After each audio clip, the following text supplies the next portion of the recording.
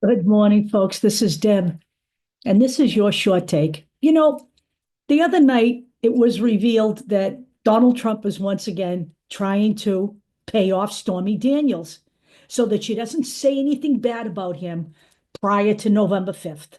Okay. And this time, instead of hiding his payments through his business bank accounts, he's using a settlement where he's demanding money from her for whatever offense he seems to think she's committed against him, and told her that they can settle for the amount that she suggested if she agrees to keep her mouth shut. This is the same exact thing that resulted in 34 felony counts. Okay. And somebody I know asked if this could be the final nail in his coffin. Well, I don't know how many fucking nails you people need. I mean, you've got an entire bag of nails at this point. For me, the nail was in his coffin during his first administration. If any Democrat had had an administration like that, they would not be back to run for a second term now. Okay? That would not happen. All right? Just the tax cuts to billionaires did it for me. It put $4,000 on my back that I didn't need at 70 years old. Okay. But mishandling COVID, resulting in anywhere from 300,000 to 500,000 unnecessary deaths in the United States, and I dare say around the world, because of his egregious handling of that pandemic, is a nail in the coffin. January 6th, 2021 was a nail in the coffin, inciting an insurrection.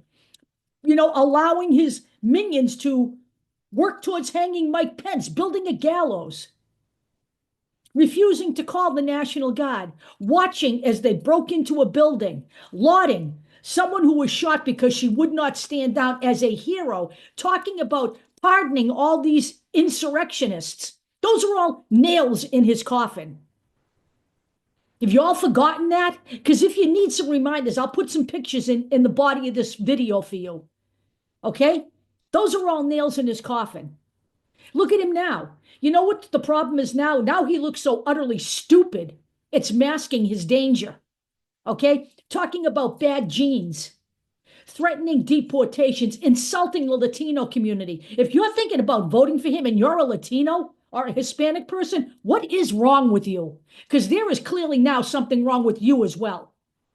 Women, Republican women support him. I get that. I don't even know how 55% of women voted for him in 2020 after everything he did.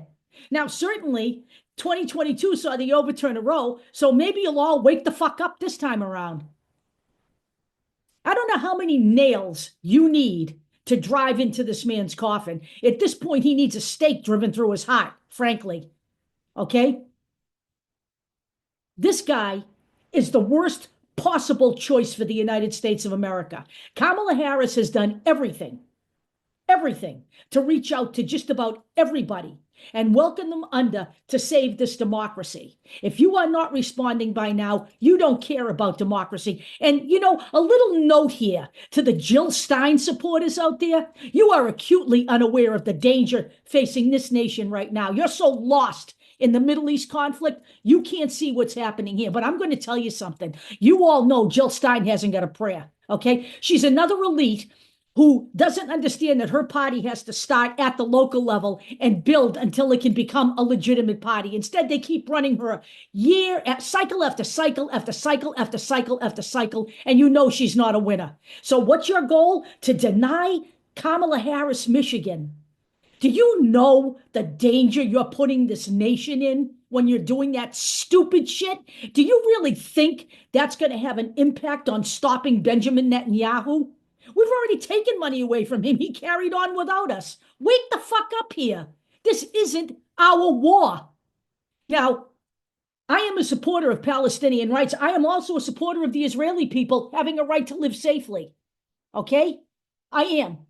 But right now, I am concerned with the United States of America.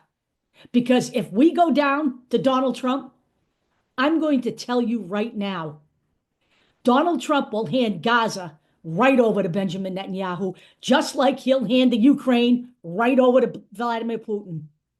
And if you people are so twisted and demented and lost in your own bullshit that you can't see it, you've got a problem. And Jill Stein is an opportunist. That is all she is. She only cares about her name being out there. This is her vanity project.